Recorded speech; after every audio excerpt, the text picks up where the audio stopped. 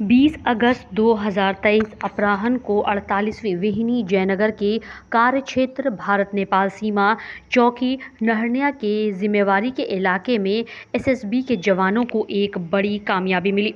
विवेक ओझा उप कमांडेंट की गुप्त सूचना और निर्देशानुसार त्वरित कार्रवाई करते हुए बाह्य सीमा चौकी नहरनिया के द्वारा 20 अगस्त 2023 को 7:30 बजे शाम में सामान्य हरीश राम व 5 अन्य कर्मियों द्वारा की गई कार्रवाई सीमा स्तंभ 282 लगभग 30 मीटर भारत की तरफ नेपाल से ला रहे मादक पदार्थ विवेकानंद यादव पिता जगन्नाथ यादव उम्र 28 वर्ष ग्राम बेला पोस्ट बेला थाना जयनगर के निवासी थे।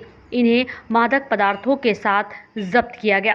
वहीं आपको बता दें कि जब्त किए गए सामान में ब्राउन शुगर 1.60 केजी छोटे बोतलों के साथ।